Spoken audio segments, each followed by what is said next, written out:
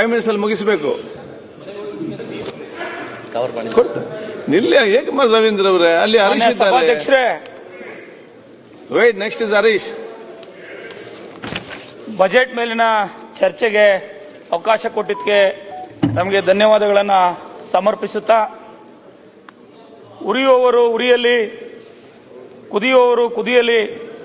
ಏಕೆಂದರೆ ಕುದಿಯುವವರು ಆವಿ ಆಗ್ತಾರೆ, ಉರಿಯುವವರು ಬೂದಿ ಆಗ್ತಾರೆ ಎಂತಕ್ಕಂಥ ಸಿದ್ದೇಶ್ವರ ಸ್ವಾಮಿಗಳ ಒಂದು ವಾಣಿಯನ್ನ ಸದನದಲ್ಲಿ ಸ್ಮರಿಸುತ್ತಾ, ರಾಷ್ಟ್ರಕವಿ ಕುವೆಂಪುರವರ ಸರ್ವ ಜನಾಂಗದ ಶಾಂತಿಯ ತೋಟ ಎಂಬ ಆಶಯದೊಂದಿಗೆ ನಮ್ಮ ಕರ್ನಾಟಕ ರಾಜ್ಯದ ಮುಖ್ಯಮಂತ್ರಿಗಳಾಗಿರ್ತಕ್ಕಂಥ ಮಾನ್ಯ ಸಿದ್ದರಾಮಯ್ಯ ಸಾಹೇಬರು ಸರ್ವ ಜನಾಂಗಕ್ಕೂ ಸರ್ವ ವರ್ಗಕ್ಕೂ ಸಾಮಾಜಿಕ ನ್ಯಾಯವನ್ನ ಕೊಡ್ತಾ ಬಹಳ ದೂರದೃಷ್ಟಿ ಉಳ್ಳಂತಹ ಬಹಳ ಅಭೂತಪೂರ್ವವಾಗಿರ್ತಕ್ಕಂಥ ಸರ್ವಾಂಗೀಣ ಪ್ರಗತಿಗೆ ಪೂರಕವಾಗಿರ್ತಕ್ಕಂಥ ಬಜೆಟ್ ಅನ್ನ ಮಂಡಿಸಿರುವುದಕ್ಕೆ ನಾನು ಅವರಿಗೆ ತುಂಬು ಹೃದಯದ ಅಭಿನಂದನೆಗಳನ್ನ ಸಲ್ಲಿಸ್ತಾ, ಮಾನ್ಯ ಸಭಾಧ್ಯಕ್ಷರೇ, ಮಾನ್ಯ ಮುಖ್ಯಮಂತ್ರಿಗಳು ಮಂಡಿಸಿರ್ತಕ್ಕಂಥ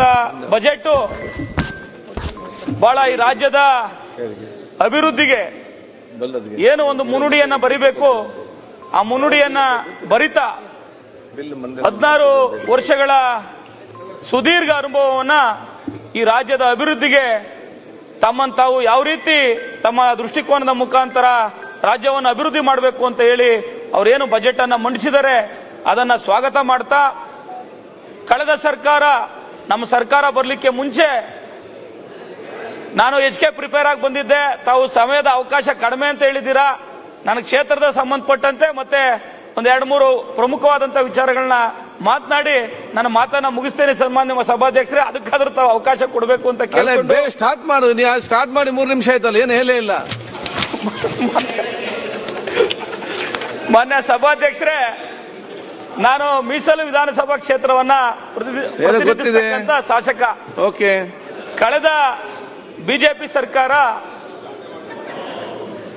ಏನು ಸಮಾಜ ಕಲ್ಯಾಣ ಇಲಾಖೆಯಲ್ಲಿ ಎಲ್ಲ ವಿಧಾನಸಭಾ ಕ್ಷೇತ್ರಗಳ ಅಭಿವೃದ್ಧಿಗೆ ಅನುದಾನವನ್ನ ಕೊಡ್ತಕ್ಕಂಥ ಕೆಲಸ, ವಿಶೇಷವಾಗಿ ಪ್ರಗತಿ ಕಾಲೋನಿಗೆ ಅನುದಾನವನ್ನೇ ಕಳೆದ 3.5 ವರ್ಷಗಳ ಕಾಲ 1 ರೂಪಾಯಿ ಅನುದಾನವನ್ನ ಕೊಡ್ಲಿಲ್ಲ. ಮಾನ್ಯ ಸಭಾಧ್ಯಕ್ಷರೇ, ಸಮಯ ಇದ್ದಿದ್ರೆ ಅಂಕಿಅಂಶಗಳನ್ನು ನಾನು ಕೊಡ್ತಾ ಇದ್ದೆ ಸಭಾಧ್ಯಕ್ಷರೇ.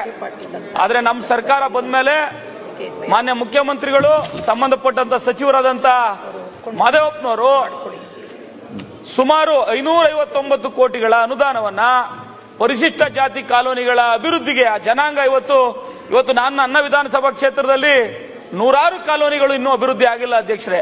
ಮೂಲಭೂತ ಸೌಕರ್ಯಗಳೇ ಇಲ್ಲ. ಇಂಥ ಸಂದರ್ಭದಲ್ಲಿ 559 ಕೋಟಿಗಳ ಅನುದಾನವನ್ನ ಮೀಸಲಿಟ್ಟು ಅದರ ಮುಂದುವರಿಕೆಗೆ ಈ ವರ್ಷದ ಬಜೆಟ್ನಲ್ಲಿ 222 ಕೋಟಿಗಳ ಅನುದಾನವನ್ನ ನಿಗದಿಪಡಿಸಿ, ಹಿಂದೆ ಸರ್ಕಾರ ಏನು ಪರಿಶಿಷ್ಟ ಜಾತಿ ಜನಾಂಗದ ಅವರು ವಾಸ ಮಾಡತಕ್ಕಂಥ ಪ್ರದೇಶಗಳ ಅಭಿವೃದ್ಧಿಯನ್ನು ಏನು ನಿರ್ಲಕ್ಷ್ಯ ಮಾಡಿತ್ತು ಅದಕ್ಕೆ ಒತ್ತನ್ನು ಕೊಟ್ಟಿರ್ತಕ್ಕದ್ದಕ್ಕೆ ಮಾನ್ಯ ಸಚಿವರಾದಂಥ ಮಾದೇವಪ್ಪನವರಿಗೆ, ವಿಶೇಷವಾಗಿ ಮುಖ್ಯಮಂತ್ರಿಗಳಿಗೆ ನಾನು ಅಭಿನಂದನೆ ಸಲ್ಲಿಸ್ತೀನಿ ಸಾಮಾನ್ಯ ಸಭಾಧ್ಯಕ್ಷರೇ. ಮತ್ತೊಂದು ಪ್ರಮುಖವಾಗಿರ್ತಕ್ಕಂಥ ಅಂಶ ಸಭಾಧ್ಯಕ್ಷರೇ, ಇಂದಿನ ಬಿಜೆಪಿ ಸರ್ಕಾರ ಇದ್ದಂತ ಸಂದರ್ಭದಲ್ಲಿ ಎತ್ತಿನ ಹೊಳೆ ಯೋಜನೆಗೆ ಯಾವುದೇ ರೀತಿಯ ಮಹತ್ವವನ್ನ, ಮನ್ನಣೆಯನ್ನ ಕೊಡ್ಲಿಲ್ಲ ಮಾನ್ಯ ಅಧ್ಯಕ್ಷರೇ. ನಮ್ಮ ಸರ್ಕಾರ ಬಂದಂತ ಸಂದರ್ಭದಲ್ಲಿ ಮಾನ್ಯ ಉಪಮುಖ್ಯಮಂತ್ರಿಗಳು DK ಶಿವಕುಮಾರ್ ಅವರು ಎತ್ತಿನ ಹೊಳೆ ಯೋಜನೆಯ ಬಗ್ಗೆ ಬಹಳ ವಿಶೇಷವಾದಂತ ಕಾಳಜಿಯನ್ನು ವಹಿಸಿ ನಮ್ಮ ಬಯಲುಸೀಮೆ ಜಿಲ್ಲೆಗಳು ಕೋಲಾರ, ಚಿಕ್ಕಬಳ್ಳಾಪುರ, ಬೆಂಗಳೂರು ಗ್ರಾಮಾಂತರ, ತುಮಕೂರು ಈ ಭಾಗದಲ್ಲಿ ನೀರಿನ ಸಮಸ್ಯೆ ಬಹಳ ತೀವ್ರಗತಿಯಲ್ಲಿದ್ದಂತ ಈ ಸಂದರ್ಭದಲ್ಲಿ ಇಂದಿನ ನಮ್ಮ ಸರ್ಕಾರ ಕೈಗೊಂಡಂತ ಯೋಜನೆಯನ್ನ ಬಿಜೆಪಿ ಸರ್ಕಾರ ನಿರ್ಲಕ್ಷ್ಯ ಮಾಡಿತ್ತು. ಮಾನ್ಯ ಸಭಾಧ್ಯಕ್ಷರೇ, 6,000 ಕೋಟಿ ಏನಾದ್ರೂ ಮಾಡಿ 6,000 ಕೋಟಿ ಇಂದಿನ ಸರ್ಕಾರ ಅದಕ್ಕೆ ಕಾಳಜಿ ವಹಿಸ್ತೆ, ರೈತರ ಹಿತವನ್ನ ಬಯಸ್ತೆ ಏನು ನಿರ್ಲಕ್ಷ್ಯ ಮಾಡಿತ್ತು ಅದಕ್ಕೆ ಏನಾದ್ರೂ ಮಾಡಿ ಮಾನ್ಯ ಉಪಮುಖ್ಯಮಂತ್ರಿಗಳು ಸರ್ಕಾರ ಎಷ್ಟು ಕೊಡ್ತು, ನಿಮ್ ಸರ್ಕಾರ ಎಷ್ಟು ಕೊಟ್ಟಿದ್ದೇನೆ? 2 ವರ್ಷದಲ್ಲಿ ಎತ್ತಿನೊಳಗೆ ಎಷ್ಟು ಕೊಟ್ಟಿದ್ದೀರಾ? 2 ವರ್ಷದಲ್ಲಿ ಎತ್ತಿನೊಳಗೆ ಎಷ್ಟು ಕೊಟ್ಟಿದ್ದೀರಾ? ವಾಸ್ತವ ಮಾತಾಡೋ 4 ವರ್ಷದಲ್ಲಿ 6,000 ಕೋಟಿ ಕೊಟ್ಟವ್ರೆ. 4 ವರ್ಷದಲ್ಲಿ 6,000. ನೀವು 2 ವರ್ಷದಲ್ಲಿ ಎಷ್ಟು ಕೊಟ್ಟಿದ್ದೀರಾ ಹೇಳಿ? ವಾಸ್ತವ ಮಾತಾಡಿ ಕುತ್ಕೊಳ್ಳಪ್ಪ ಬ್ರದರ್. ಶ್ರೀನಿವಾಸ್ ನನ್ನ ನೋಡಿ ಮಾತಾಡಿ, ಯಾಕೆ ಅವ್ರಿಗೆ ಉತ್ತರ ಕೊಡ್ತೀರಿ ನೀವು? ಮನೆ ಸಭಾಧ್ಯಕ್ಷರ ಪಾಪ ಧೀರಜ್ ಬೇಸರ ಪಟ್ಕೊಂಡ್ಬಿಟ್ಟವನೇ. ಆಯ್ತು, ನೀನು ಮಾತಾಡಿ ಈಗ. ಇಷ್ಟ ಆಗಲ್ಲ ಅವನಿಗೆ, ವಾಸ್ತವ ಇಷ್ಟ ಆಗಲ್ಲ. ಬಿಜೆಪಿ ಸರ್ಕಾರ ಬಗ್ಗೆ ಮಾತಾಡಿದ್ರು. 6,000 ಕೋಟಿ ಕೊಟ್ಟಿದ್ದಾರೆ 4 ವರ್ಷದಲ್ಲಿ. ದಾಖಲೆ ಕೊಡ್ತೀನಿ. 6,000 ಕೊಟ್ಟಿದ್ದಾರೆ. ನೀವು 2 ವರ್ಷದಲ್ಲಿ ಎತ್ತಿನೊಳಗೆ ನೀವು ಎತ್ತಿನೊಳಗೆ ಆಯ್ತು, ನೀವು ಟೈಮ್ ಆಯ್ತು. ಶ್ರೀನಿವಾಸ್ ನಾವು 6,000 ಕೋಟಿ ಕೊಟ್ವಿ. ಶ್ರೀನಿವಾಸ್ ಅವರೇ ಕೇಳಿದ್ದು ಬಿಜೆಪಿ ಸರ್ಕಾರ ಏನ್ ಕೊಡ್ತು ಅಂತ. ಶ್ರೀನಿವಾಸ್ 6,000 ಕೋಟಿ ಕೊಟ್ವಿ. ಶ್ರೀನಿವಾಸ್ ಅವರೇ, ನೀವೇನ್ ಕೊಟ್ರಿ ಹೇಳಿ? your time is up, conclude. ನಿಮ್ಮಲ್ಲಿ ಜಾತ್ರೆಗೆ ಲೇಟ್ ಆಯ್ತು, ಹೋಗಿ ಬೇಗ. ಸಭಾಧ್ಯಕ್ಷರೇ ಧೀರಜ್ ನನ್ನ ಟೈಮ್ ಟೈಮ್ ಆಯ್ತು. ಈಗ ನಿಮಗೆ ಜಾತ್ರೆಗೆ ಹೋಗ್ಲಿಕ್ಕೆ ಉಂಟು, 5 ನಿಮಿಷ ಮಾತಾಡಿ ಇಲ್ಲಿ ಬಂದು ಅಲ್ಲಿ ಬೇರೆ ಆ ಕಡೆ ಮಾತಾಡಿಕೊಂಡು ಹೋದ್ರೆ ಇದಾಗುದಿಲ್ಲ. ನೀವು ಅಲ್ಲಿ ಲೇಟ್ ಆಗ್ತದೆ, ಬೇಗ ಹೋಗಿ ಮುಗಿಸಿ. 2 ಮಿನಿಟ್ಸ್ ಕೊಡ್ತಾರೆ ಲಾಸ್ಟ್, ಕಂಕ್ಲೂಡ್ ಮಾಡಿ. ಮಾನ್ಯ ಸಭಾಧ್ಯಕ್ಷರೇ, ಎತ್ತಿನ ಹೊಳೆ ಯೋಜನೆಗೆ ಮಾನ್ಯ ಉಪಮುಖ್ಯಮಂತ್ರಿಗಳು ವಿಶೇಷವಾದ ಒತ್ತನ್ನ ಕೊಟ್ಟು ಯಾರು ಸಹ ನೀರೆತ್ತಕ್ಕಾಗಿರಲಿಲ್ಲ ಅಧ್ಯಕ್ಷರೇ. ಕಳೆದ ಸ್ವರ್ಣಗೌರಿಯ ಹಬ್ಬದ ದಿನ ಕಳೆದ ವರ್ಷ 2024ರಲ್ಲಿ ಎಲ್ಲ ಕರ್ನಾಟಕ ರಾಜ್ಯದ ಪ್ರತಿಯೊಬ್ಬ ಶಾಸಕರಿಗೂ ಮುಖ್ಯಮಂತ್ರಿಗಳು, ಸಂಬಂಧಪಟ್ಟಂತ ಸಚಿವರಾದಂತ ಡಿ.ಕೆ. ಶಿವಕುಮಾರ್ ಅವರು ಇಂಥ ಮಹತ್ವಪೂರ್ಣ ಯೋಜನೆಯ ನೀರೆತ್ತಾ ಇದೀವಿ ಬನ್ನಿ ಅಂತ ಸಾಕ್ಷೀಕರಿಸಲಿಕ್ಕೆ ಆಹ್ವಾನವನ್ನ ಕೊಟ್ಟು ನೀರೆತ್ತಕ್ಕಂತ ಕೆಲಸವನ್ನ ಅವತ್ತು ಪ್ರಾರಂಭ ಮಾಡಿದ್ರು. ಇವತ್ತು ಈ ಬಜೆಟ್ ನಲ್ಲಿ ಸುಮಾರು 241 ಕಿಲೋಮೀಟರ್ಗಳನ್ನ ಅದನ್ನ ಹರಿಸ್ತೀವಿ ಅಂತ ಹೇಳಿದ್ದಾರೆ. ಅಧ್ಯಕ್ಷರು, ಇದ್ಯಾಕೆ ನಾನು ಮಾತಾಡ್ತೀನಿ ಅಂತ ಅಂದ್ರೆ, ಈ ನೀರು ಹರಿಸಿದ್ರೆ ನನ್ನ ಕ್ಷೇತ್ರಕ್ಕೂ ನೀರು ಬರ್ತದೆ ಅಧ್ಯಕ್ಷರೇ, ಕುಡಿಯೋ ನೀರಿನ ಸಮಸ್ಯೆ ಬಗೆಹರಿತದೆ, ಅಂತರ್ಜಲ ಮಟ್ಟ ಹೆಚ್ಚಿಗೆ ಆಗ್ತದೆ ಅಧ್ಯಕ್ಷರೇ. ಇದನ್ನ ಸದನಕ್ಕೆ ಯಾವ ಯೋಜನೆಯನ್ನ ನಿರ್ಲಕ್ಷ್ಯ ಮಾಡಿದ್ರು ಬಿಜೆಪಿ ಸರ್ಕಾರ, ರೈತರ ಹಿತವನ್ನ ಹೆಂಗೆ ಅವರು ರೈತರ ವಿಚಾರದಲ್ಲಿ ಅಸಡ್ಡೆ ತೋರಿತು ಸರ್ಕಾರ. ಆದ್ರೆ ನಮ್ಮ ಸರ್ಕಾರ ಬಯಲು ಸೀಮೆಯ ಅಭಿವೃದ್ಧಿಗೆ, ಬಯಲು ಸೀಮೆಯ ಮಾನ್ಯ ಸುರೇಶ್ ರವರ ಗಮನಕ್ಕೆ ಇಲಾಖೆಯ ಅಧಿಕಾರಿಗಳು ತಂದಂತ ಈ ಸಂದರ್ಭದಲ್ಲಿ ಮುಖ್ಯಮಂತ್ರಿಗಳನ್ನ ನಾನು ವಿನಂತಿ ಮಾಡಿದ್ದೆ, ಈ ಬಜೆಟ್ ನಲ್ಲೇ ಘೋಷಣೆ ಮಾಡಿ ಅಂತ. ಆದ್ರೆ ಈ ಬಜೆಟ್ ನಲ್ಲಿ ಮಾನ್ಯ ಮುಖ್ಯಮಂತ್ರಿಗಳು ಕೆಲವು ಕಾರಣಗಳಿಂದ ಘೋಷಣೆ ಮಾಡಕ್ಕಾಗಿಲ್ಲ. ಆದ್ರೆ ಅನೌಪಚಾರಿಕವಾಗಿ ನಾನು ಅವರ ಹತ್ರ ರಿಕ್ವೆಸ್ಟ್ ಅನ್ನ ಮಾಡಿದಂತ ಸಂದರ್ಭದಲ್ಲಿ 8,000 ಕೋಟಿಗಳ ಅನುದಾನವನ್ನ ನಾನು ಸಪರೇಟ್ ಮೀಸಲಿರಿಸಿಕೊಂಡಿದ್ದೀನಿ. ಮುಂದಿನ ದಿನಗಳಲ್ಲಿ ನಿನಗೆ ಮಾಡಿಕೊಡ್ತೀನಿ ಅಂತ ಒಂದು ಆಶಾದಾಯಕವಾಗಿರ್ತಕ್ಕಂಥ ಹೇಳಿಕೆಯನ್ನ ಮತ್ತೆ ನನಗೆ ಮಾತನ್ನ ಮುಖ್ಯಮಂತ್ರಿಗಳು ಮತ್ತೆ ನಮ್ಮ ಬೈರತಿ ಸುರೇಶಣ್ಣ ಇಬ್ಬರು ಕೊಟ್ಟಿದ್ದಾರೆ. ಅದನ್ನ ಆದಷ್ಟು ಬೇಗ ಹಂತವಾಗಿ ಹಣವನ್ನ ಹೆಚ್ಚಿಗೆ ಬಿಡುಗಡೆ ಮಾಡಿಕೊಟ್ಟು ನನ್ನ ಕ್ಷೇತ್ರದ ಬಹುದಶಕಗಳ ಬೇಡಿಕೆಯಾಗಿದ್ದಂತ ಏನು ಒಳಚರಂಡಿ ವ್ಯವಸ್ಥೆಯನ್ನ ಕೈಗೊಳ್ತಕ್ಕಂಥ ಯೋಜನೆಗೆ ನಮ್ಮ ಸರ್ಕಾರ ಬೇಗ ಹೆಚ್ಚು ಹಣವನ್ನು ಬಿಡುಗಡೆ ಮಾಡಿ ಅದನ್ನ ಕಾರ್ಯಗತಗೊಳಿಸಬೇಕು ಅಂತ ಹೇಳಿ ನಾನು ತಮ್ಮ ಮುಖಾಂತರ ತಮ್ಮ ಇಷ್ಟು ಹೊತ್ತಿನ ಅವಕಾಶಕ್ಕೆ ತಮಗೆ ಧನ್ಯವಾದಗಳನ್ನ ಸಮರ್ಪಿಸಿ ನನ್ನ ಮಾತನ್ನ ಮುಕ್ತಾಯ ಮಾಡ್ತೀನಿ. ನಮಸ್ಕಾರ. ಈಗ ಜಾತ್ರೆಗೆ ಉಂಟಂತ ಬೇಗ ಪರೀಕ್ಷೆ ತಗೊಂಡಿದ್ರಿ, ಈಗ ಸೀದಾ ಜಾತ್ರೆಗೆ ಹೋಗ್ಬೇಕು. ಇಲ್ಲಿ ಅಲ್ಲಿ ಸುಂದರ ಕ್ಯಾಮರಾ ಇದೆ, ಗೊತ್ತಾಗ್ತದೆ ಮತ್ತೆ ನಮ್ಗೆ ಎಲ್ಲಿದೆ ಅಂತ ಹೇಳಿ. ಮಾನ್ಯ ಅಧ್ಯಕ್ಷರೇ 2 ನಿಮಿಷ. ಮಾನ್ಯ ಸಭಾಧ್ಯಕ್ಷರೇ 1 ನಿಮಿಷ. ಬೇಡ ಬೇಡ ಪ್ಲೀಸ್, ಬೇಡ ಬೇಡ ಅದನ್ನ ಬೇಡ. ಮೊದಲೆಷ್ಟು ಶಾಂತಿ ಆಯ್ತು, ಉತ್ತರ ಬೇಕು. ಹೆಡ್ ಮಾಸ್ಟರ್ ಮೊದಲು ಖಾದರ್ ಸಾಹೇಬ್ರು ಯಾಕೆ ಸಿಟ್ಟಿಗೆ ಹೇಳ್ತಾರೆ ಮತ್ತೆ ಇದು ಮುಗಿಯೋ ತನಕ ಈಗ ಟೆನ್ಷನ್. ಅಣ್ಣ ಗೌಡ್ರೆ 1 ನಿಮಿಷ. ನನಗೆ ಮಾನ್ಯ ಸಭಾಪತಿಗಳು ಯಾವಾಗ್ಲೂ ನನಗೆ ಅವ್ರೇನು ಕನ್ಫ್ಯೂಸ್ ಮಾಡ್ಕೊಂಡ್ಬಿಟ್ಟವ್ರೆ. ಮಾನ್ಯ ಸಭಾಧ್ಯಕ್ಷರೇ, ಇವತ್ತಿನವರೆಗೂ ನಾನು ಸದನಕ್ಕೆ 1 ದಿನನೂ ಅಬ್ಸೆಂಟ್ ಆಗಿಲ್ಲ. ನಾನು ಯಾಕೆ ತಡವಾಗಿ ಬರ್ತೀನಿ ಅಂತ ಅಂದ್ರೆ, ನಾನು ಕ್ಷೇತ್ರಕ್ಕೆ ಹೋಗಿ ಪ್ರತಿನಿತ್ಯ ವಾರದಲ್ಲಿ 5 ದಿವಸ 6 ದಿವಸ ನಾನು ನಿರಂತರವಾಗಿ ಕ್ಷೇತ್ರದಲ್ಲಿ ಇರ್ತೀನಿ. ಸದನ ನಡಿಬೇಕಾದ್ರೂ ಸಹ ನಾನು ದಿನ ಬರ್ತಕ್ಕಂಥದ್ದು.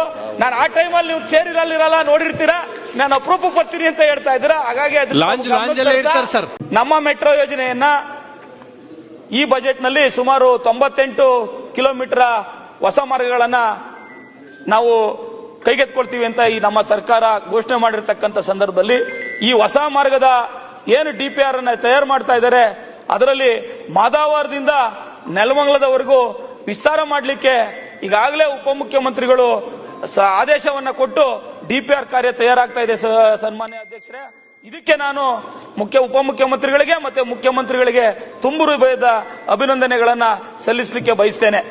ಮತ್ತೊಂದು ಸನ್ಮಾನ್ಯ ಸಭಾಧ್ಯಕ್ಷರೇ, ಕೃಷಿ ಕ್ಷೇತ್ರ, ಇವತ್ತು ಕೃಷಿ ಕ್ಷೇತ್ರದಲ್ಲಿ ರೈತರು ಈ ದೇಶದ ಬೆನ್ನೆಲುಬು ಅಂತ ಮಾತಾಡ್ತೀವಿ ಅಧ್ಯಕ್ಷರೇ.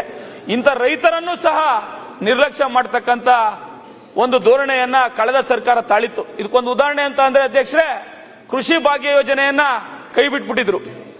ಕೃಷಿ ಭಾಗ್ಯ ಯೋಜನೆ ಅಡಿಯಲ್ಲಿ ಕೃಷಿ ಹೊಂಡಗಳನ್ನ ಮಾಡತಕ್ಕಂತ ಕೆಲಸಕ್ಕೆ ಅವ್ರು ಕೈಯೇ ಹಾಕಿರ್ಲಿಲ್ಲ. ಇವತ್ತು ನಮ್ಮ ಸರ್ಕಾರ ಕಳೆದ ವರ್ಷವೂ ಸಹ ಕೃಷಿ ಭಾಗ್ಯ ಯೋಜನೆಯನ್ನ ಮುಂದುವರಿಸಿ ಕೃಷಿ ಭಾಗ್ಯ ಯೋಜನೆ ಅಡಿಯಲ್ಲಿ ಸುಮಾರು ಸಾವಿರಾರು ಕೃಷಿ ಹೊಂಡಗಳನ್ನ ತೆರೆದು ರೈತರ ನೆರವಿಗೆ ಬರ್ತಕ್ಕಂಥ ಕೆಲಸವನ್ನ ಮಾಡ್ತು ಅಧ್ಯಕ್ಷರೇ. ಇವತ್ತು ಇವು ಬಜೆಟ್ ನಲ್ಲಿ ಸುಮಾರು 12,000 ಕೃಷಿ ಹೊಂಡಗಳನ್ನ ನಿರ್ಮಾಣ ಮಾಡತಕ್ಕಂಥ ಗುರಿಯನ್ನು ಹೊಂದಿರತಕ್ಕಂಥದ್ದಕ್ಕೆ ನಮ್ಮ ಸರ್ಕಾರ ರೈತರ ಪರವಾಗಿದೆ. ರೈತರ ಸಂಕಷ್ಟಕ್ಕೆ ನಾವು ಯಾವತ್ತೂ ಇದ್ದೀವಿ ಅಂತಕ್ಕಂಥದ್ದನ್ನ ನಮ್ಮ ಸರ್ಕಾರ ಮುಖ್ಯಮಂತ್ರಿಗಳು ಬಜೆಟ್ ನಲ್ಲಿ ನಿರೂಪಿಸಿರ್ತಕ್ಕಂಥದ್ದು ಬಹಳ ಅಭಿನಂದನಾರ್ಹವಾಗಿರೋದು ಅಧ್ಯಕ್ಷರೇ. ರೈತರ ಅಕೌಂಟಿಗೆ 4,000 ರೂಪಾಯಿ ದುಡ್ಡು ಹಾಕ್ತಾ ಇದ್ರು. ಆಯ್ತು ಏನಾಯ್ತು ಈಗ? ಸುಮ್ಮನೆ ತಲೆ ಕೆಡಿಸ್ಕತ್ತೀಯ ಶ್ರೀನಿವಾಸ್, ಕನ್ಕ್ಲೂಡ್. ಇನ್ನೊಂದು ನಿಮಿಷದಲ್ಲಿ ಕನ್ಕ್ಲೂಡ್ ಮಾಡ್ತೀನಿ ಬಂದೆ. ಇದರ ಜೊತೆಯಲ್ಲಿ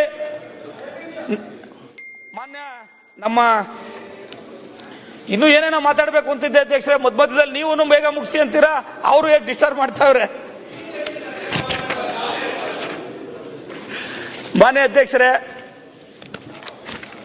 ನನ್ನ ವಿಧಾನಸಭಾ ಕ್ಷೇತ್ರಕ್ಕೆ ಮಾನ್ಯ ಮುಖ್ಯಮಂತ್ರಿಗಳು, ವಿಶೇಷವಾಗಿ ಬೈರತಿ ಸುರೇಶ್ ಅಣ್ಣನವರು ಬಹಳ ಕಾಳಜಿಯನ್ನು ವಹಿಸಿ ಸುಮಾರು 50 ವರ್ಷ 60 ವರ್ಷಗಳ ಅವಧಿಯಲ್ಲಿ 16 ಜನ ಶಾಸಕರು ಬಂದೋದ್ರು, ಹಲವಾರು ಸರ್ಕಾರಗಳು ಬಂದೋದು.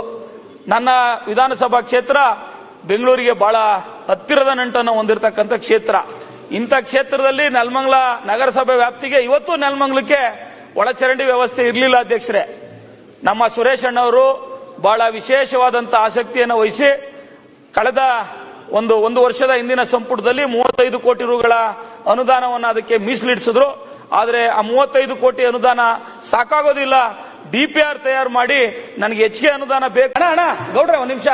ನನಗೆ ಮಾನ್ಯ ಸಭಾಪತಿಗಳು ಯಾವಾಗಲೂ ನನಗೆ ಅವ್ರೇನು ಕನ್ಫ್ಯೂಸ್ ಮಾಡ್ಕೊಂಡ್ಬಿಟ್ಟವ್ರೆ. ಮಾನ್ಯ ಸಭಾಧ್ಯಕ್ಷರೇ, ಇವತ್ತಿನವರೆಗೂ ನಾನು ಸದನಕ್ಕೆ ಒಂದು ದಿನನೂ ಅಬ್ಸೆಂಟ್ ಆಗಿಲ್ಲ. ನಾನು ಯಾಕೆ ತಡವಾಗಿ ಬರ್ತೀನಿ ಅಂತ ಅಂದ್ರೆ, ನಾನು ಕ್ಷೇತ್ರಕ್ಕೆ ಹೋಗಿ ಪ್ರತಿನಿತ್ಯ ವಾರದಲ್ಲಿ 5 ದಿವಸ 6 ದಿವಸ ನಾನು ನಿರಂತರವಾಗಿ ಕ್ಷೇತ್ರದಲ್ಲಿ ಇರ್ತೀನಿ. ಸದನ ನಡಿಬೇಕಾದ್ರೂ ಸಹ ನಾನು ದಿನ ಕ್ಷೇತ್ರಕ್ಕಂಥದ್ದು. ನಾನು ಆ ಟೈಮಲ್ಲಿ ನೀವು ಚೇರಿರಲ್ಲ ನೋಡಿರ್ತೀರಾ, ನಾನು ಅಪರೂಪಕ್ಕೆ ಬರ್ತೀನಿ ಅಂತ ಹೇಳ್ತಾ ಇದ್ದೀರಾ. ಹಾಗಾಗಿ ಇರ್ತೀನಿ ಅಂತಕ್ಕಂಥ ತಿಳಿಸ್ತಾ ಇದ್ದೀನಿ ಅಧ್ಯಕ್ಷರೇ.